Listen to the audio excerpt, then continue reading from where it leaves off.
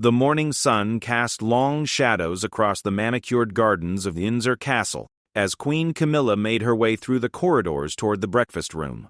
Her heels clicked against the polished marble floors, each step echoing the tension that had been building within the royal household for weeks. Today was supposed to be a special day. Princess Charlotte's 9th birthday celebration was planned for the afternoon, complete with a small gathering of family members and a few carefully selected friends from her school. Camilla had spent considerable time planning this event, wanting to ensure everything was perfect for her step-granddaughter. She had personally overseen the decoration of the garden pavilion, chosen the menu with the kitchen staff, and even arranged for Charlotte's favorite strawberry cake to be prepared by the castle's head pastry chef. The queen consort took her role in the family seriously, especially when it came to the younger generation of royals. As she entered the breakfast room, Camilla found Princess Charlotte already seated at the large mahogany table, her blonde hair neatly braided and her school uniform pristine. The young princess was quietly eating her porridge while reading a book about horses, her current passion. Charlotte looked up and smiled brightly when she saw Camilla approaching. "Good morning, Grandmama Camilla," Charlotte said cheerfully, using the affectionate name she had adopted for her step-grandmother. "Thank you for organizing my party today. I'm so excited about it." Camilla's face softened as she took her seat beside Charlotte. Despite the complexities of royal family dynamics, she had developed a genuine fondness for William and Catherine's children. Charlotte in particular reminded her of herself at that age, intelligent, spirited, and sometimes a bit too outspoken for her own good. "You're very welcome, darling," Camilla replied, pouring herself a cup of tea from the silver service. "I want your birthday to be absolutely perfect. Have you thought about what you'd like to do first when your friends arrive?" Charlotte's eyes lit up with enthusiasm. "Well, I was hoping we could start with the pony rides in the paddock, and then maybe we could have the treasure hunt you mentioned. Oh, and I really want to show everyone the new foal in the stables.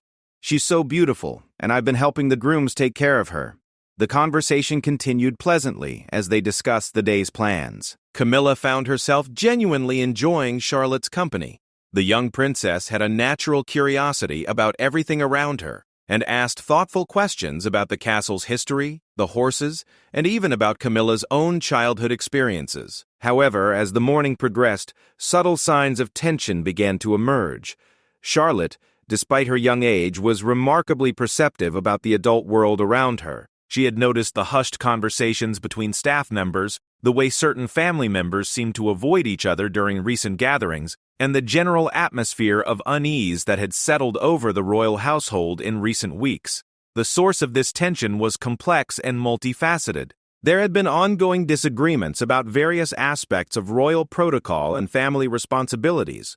Some family members felt that certain traditions were being changed too quickly, while others believed that the monarchy needed to modernize more rapidly to remain relevant in contemporary society. These philosophical differences had created invisible but palpable divisions within the family.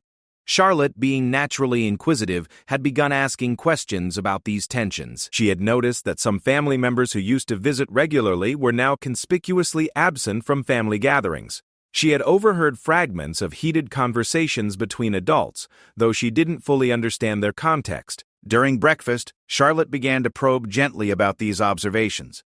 "Grandmama Camilla," she said carefully, "why doesn't Uncle Harry visit us anymore? And why do some of the staff members look so worried all the time?" Camilla paused, her teacup halfway to her lips.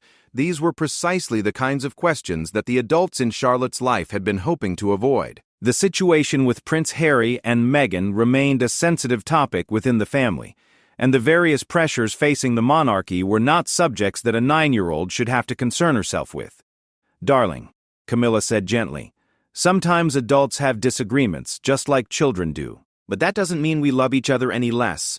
Uncle Harry is living his own life in America now, and we all want him to be happy." Charlotte nodded, but her expression suggested she wasn't entirely satisfied with this explanation. She had inherited her parents' intelligence and her late grandmother Diana's emotional sensitivity. She could sense when adults were not telling her the complete truth, and this awareness sometimes made her push harder for real answers. The conversation was interrupted by the arrival of Catherine, Princess of Wales, who entered the breakfast room looking slightly flustered. She was dressed in an elegant navy blue dress and appeared to have been dealing with some kind of urgent matter. "Good morning," Catherine said, kissing Charlotte on the top of her head and nodding politely to Camilla. "I'm sorry I'm late. There was an issue with the security arrangements for this afternoon that needed to be addressed." Camilla noticed a slight tension in Catherine's voice, though she couldn't quite identify its source. The relationship between the two women had always been cordial but somewhat formal. They respected each other and worked together effectively for the good of the family, but there was an underlying current of different approaches to royal life that occasionally surfaced. Charlotte immediately began telling her mother about her morning conversation with Camilla and her excitement about the day's planned activities. As she spoke, both women watched her with the mixed emotions that all royal parents experienced: pride in their children's intelligence and personality, combined with concern about the pressures and responsibilities that came with their positions. The morning continued with various preparations for the afternoon celebration. Staff members moved efficiently through the castle, making final arrangements for the party. The garden pavilion was decorated with Charlotte's favorite colors, pink and gold, and the kitchen staff put the finishing touches on the special birthday menu. Charlotte spent time helping with some of the preparations, her natural enthusiasm and helpfulness endearing her to the staff members who had watched her grow up within the castle walls. She had a particular talent for making everyone around her feel included and appreciated, a quality that both her parents and step-grandmother recognized as potentially valuable in her future royal role. However, as the day progressed, the underlying tensions within the family began to surface more clearly. Phone calls were made and received, dealing with various crisis management issues that seemed to be an increasingly regular part of royal life. There were concerns about media coverage, public opinion polls, and various political pressures that the monarchy was facing. Charlotte, despite her young age, was beginning to pick up on these tensions more acutely. She noticed the worried expressions on adult faces, the hushed conversations that stopped when she entered a room, and the general atmosphere of stress that seemed to permeate the castle. During lunch, Charlotte made an observation that caught both Catherine and Camilla off guard. "Why does everyone seem so worried all the time?" she asked directly. "Are we in some kind of trouble? Is that why some people don't like us anymore?" The question hung in the air for a moment, revealing the sharp intelligence and emotional awareness that Charlotte possessed. Both women realized that they were dealing with a child who was far more perceptive than they had perhaps given her credit for. Catherine exchanged a glance with Camilla, both women recognizing the delicate nature of the situation. They needed to provide Charlotte with honest but age-appropriate information while also protecting her from the full complexity and pressure of the adult world she was inevitably going to inherit.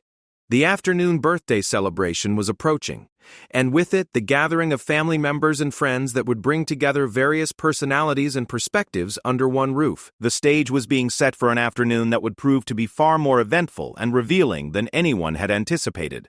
As Charlotte finished her lunch and prepared to change into her party dress, both Catherine and Camilla were left contemplating the challenges of raising royal children in an increasingly complex and scrutinized world. The afternoon ahead would test not only their ability to maintain family harmony, but also their skills in managing the delicate balance between protecting the children and preparing them for their future roles. The preparations were nearly complete, the guests would soon arrive, and the royal household was about to experience an afternoon that would be remembered and discussed for years to come.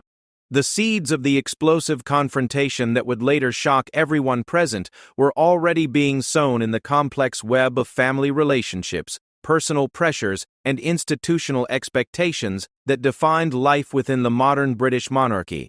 The afternoon sun filtered through the ancient oak trees surrounding Windsor Castle as guests began arriving for Princess Charlotte's 9th birthday celebration. The garden pavilion had been transformed into a magical setting with flowing pink and gold ribbons, elegant floral arrangements, and tables laden with delicious treats that would delight both children and adults. Charlotte, now dressed in a beautiful powder blue dress with delicate embroidered flowers, practically bounced with excitement as she greeted each arriving guest. Her school friends, carefully selected from families that the royal household trusted, arrived with their parents, all slightly awed by the grandeur of their surroundings, but quickly put at ease by Charlotte's natural warmth and enthusiasm. Prince William arrived with Prince George and Prince Louis, both boys dressed in smart, casual attire appropriate for their sister's special day. William looked relaxed and happy, genuinely pleased to see his daughter so excited about her celebration. He had been working particularly hard in recent months, balancing his royal duties with his role as a father, and these family moments had become increasingly precious to him. King Charles made his appearance shortly after, accompanied by a small security detail that tried to remain as unobtrusive as possible. The king had been dealing with significant pressures related to his relatively new role as monarch, and these family gatherings provided him with welcome relief from the constant demands of state business and public appearances. As the guests settled into the celebration, the atmosphere was initially light and joyful. Charlotte moved between groups of children and adults with remarkable social grace for her age, making sure everyone felt included and comfortable.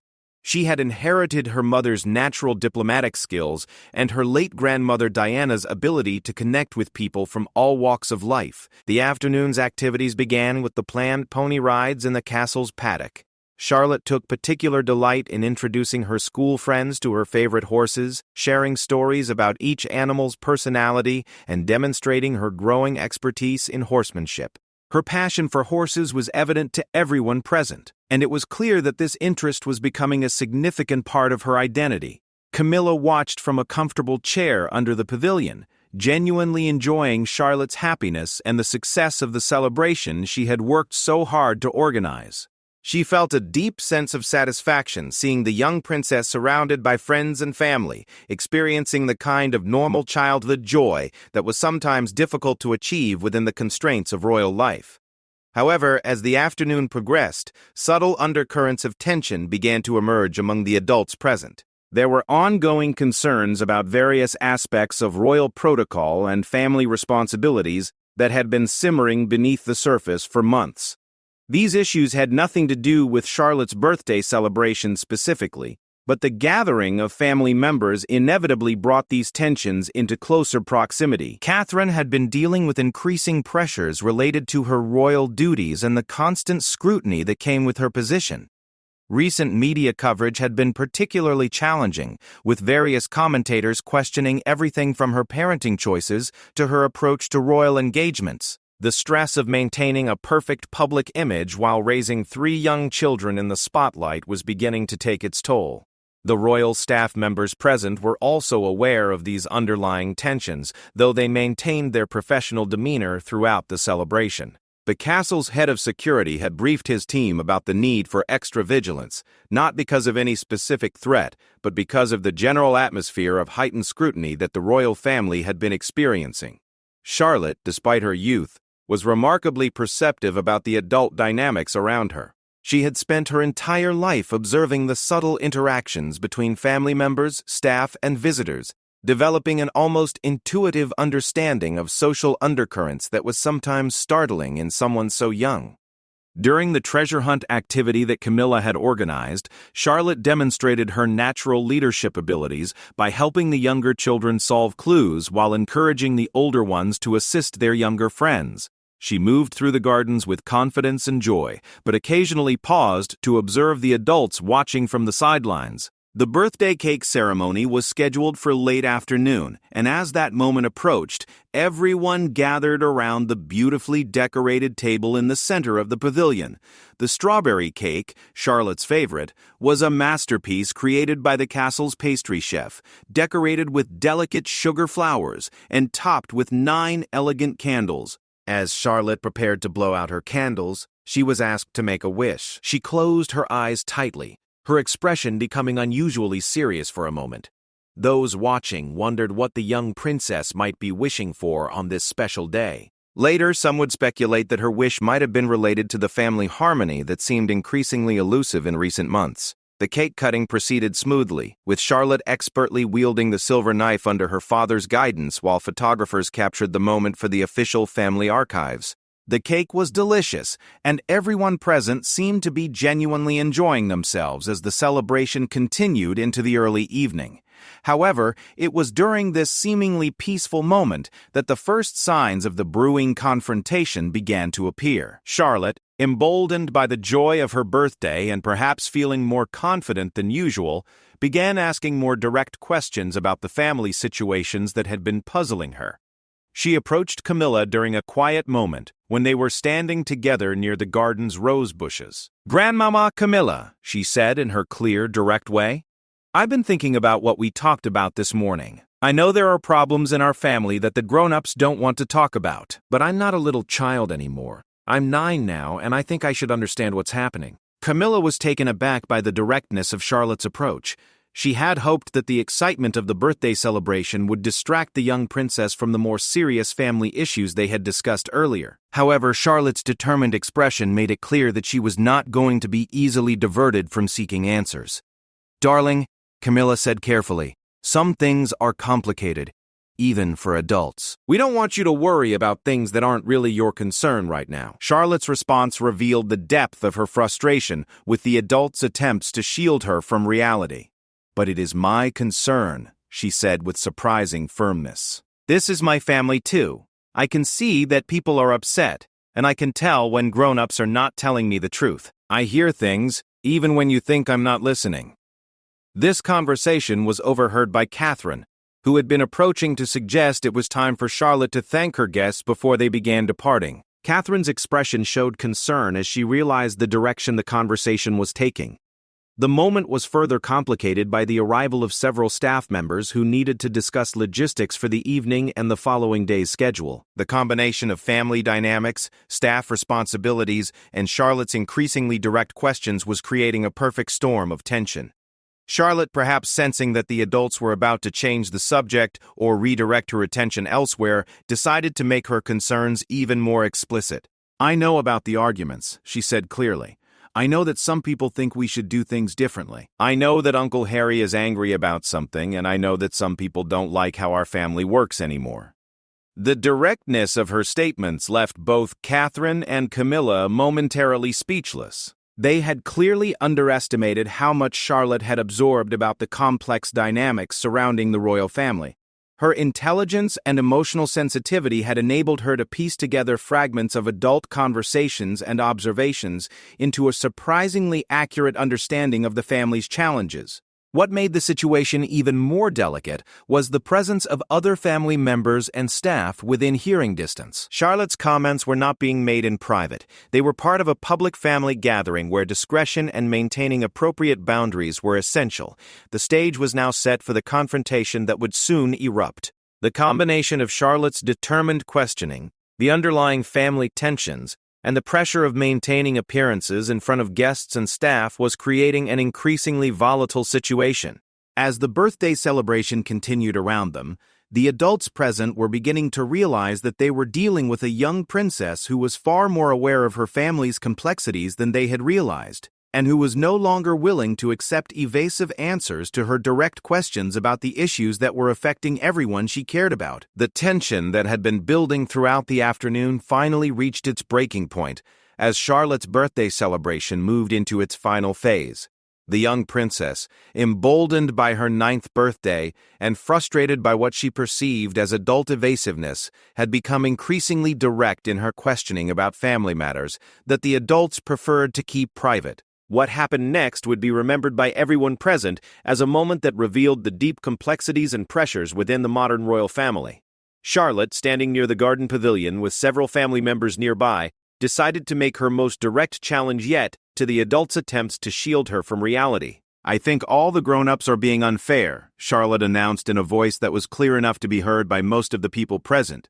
"You keep saying that family problems are not my business, but I live in this family too. I see how worried everyone is, and I hear the arguments even when you try to hide them from me." The gathered guests, both children and adults, turned their attention to Charlotte as she continued speaking with the kind of raw honesty that only children possess. "I know that people outside our family say mean things about us.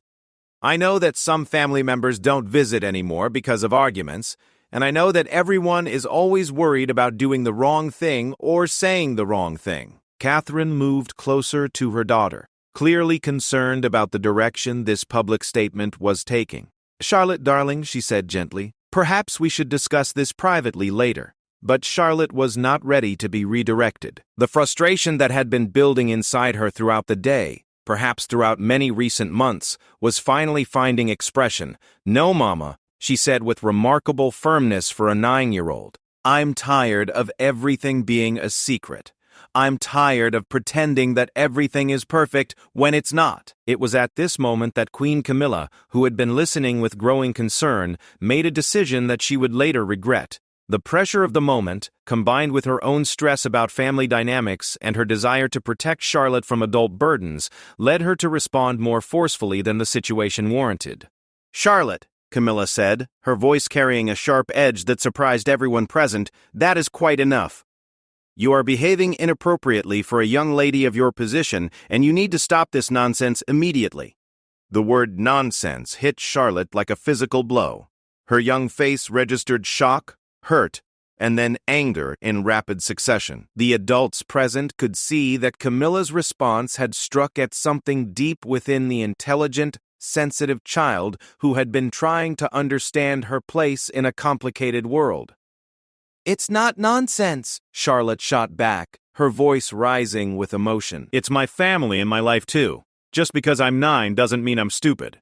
I can see what's happening, and I don't understand why everyone has to lie about it." The confrontation escalated rapidly from this point. Camilla, perhaps feeling challenged in front of family members and staff, or perhaps simply overwhelmed by the accumulated stresses of royal life, responded with even greater force. "You will not speak to me in that tone, Princess Charlotte," Camilla said, her voice now carrying the full authority of her position as queen consort. "You are a child, and you will behave like one. These matters are not your concern, and your behavior today has been completely unacceptable." What happened next shocked everyone present. Charlotte, tears beginning to form in her eyes but her voice still strong with defiance, looked directly at Camilla and said, "You're not my real grandmother, and you can't tell me what I can and can't think about my own family." The words hung in the air like a thunderclap. Everyone present, family members, staff, and even Charlotte's school friends, recognized that a line had been crossed. The young princess had struck at one of the most sensitive aspects of royal family dynamics: the complex relationships created by marriages, divorces, and the blending of families in the public eye. Camilla's face went pale, and for a moment she appeared to be struggling to control her own emotions. The comment about not being Charlotte's real grandmother had clearly hit a vulnerable spot. Despite her genuine care for Charlotte and her efforts to build positive relationships with all of William and Catherine's children, the reality of being a step-family member in such a highly scrutinized environment was always present. It was at this crucial moment that the royal protection officer who had been assigned to monitor the family gathering stepped forward. His name was Inspector James Morrison, a veteran of royal security who had served the family for over 15 years. He had witnessed many family moments, both joyful and difficult, and had developed a deep understanding of the dynamics that governed royal life. Inspector Morrison had been watching the escalating confrontation with growing concern. His training had taught him to recognize when situations were spiraling beyond the participants' ability to control them, and he could see that both Charlotte and Camilla were approaching emotional territory that could have lasting consequences for their relationship and for the family as a whole. What Inspector Morrison said next would be remembered by everyone present as the moment that changed the entire dynamic of the confrontation. His words, delivered in a calm but authoritative voice that commanded immediate attention, cut through the emotional chaos like a beacon of clarity. "Your Majesty, Your Highness," he said, addressing both Camilla and Charlotte with equal respect. "Perhaps it would be helpful to remember that families are strongest when they support each other through difficult times, not when they allow difficult times to divide them." The simplicity and wisdom of his statement had an immediate impact on everyone present. His words carried special weight because they came from someone who was not part of the family dynamics, but who had observed the royal family with professional objectivity for many years. Inspector Morrison continued, his voice remaining calm and measured. "Princess Charlotte, your intelligence and concern for your family are admirable qualities that will serve you well throughout your life. Your Majesty, your dedication to protecting the children in your care reflects the love and commitment you bring to your role."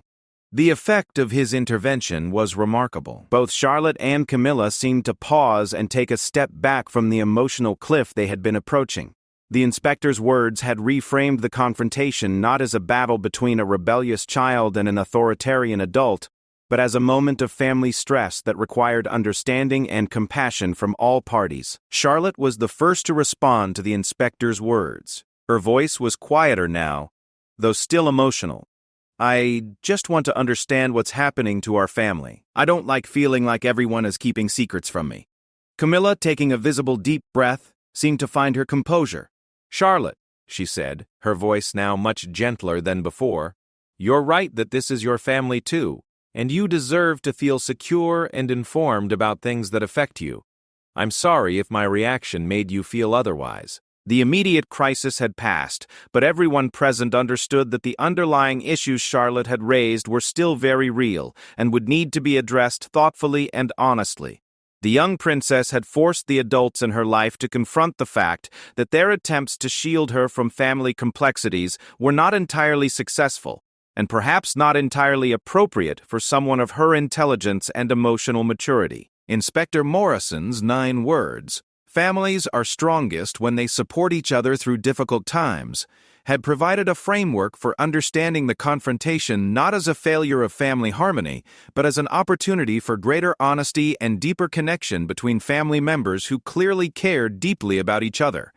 The birthday celebration continued, but with a markedly different atmosphere. Conversations became more genuine, and there was a sense that Charlotte's courage in expressing her feelings had opened a door to more authentic communication within the family. The young princess had demonstrated that she was no longer willing to accept surface-level explanations for complex family dynamics, and the adults in her life were beginning to recognize that they needed to find age-appropriate ways to include her in understanding the realities of royal life. As the evening concluded and guests began to depart, there was a sense that Charlotte's 9th birthday had marked not just another year in her life, but a significant moment in her development as a future member of the royal family. Her willingness to ask difficult questions and challenge adult assumptions had revealed both her strength of character and the ongoing challenges facing a family that must balance private relationships with public responsibilities. The confrontation between Charlotte and Camilla, and Inspector Morrison's wise intervention, would become a story told and retold within royal circles, as an example of how family conflicts could be transformed into opportunities for growth and understanding when approached with wisdom, compassion, and respect for all parties involved.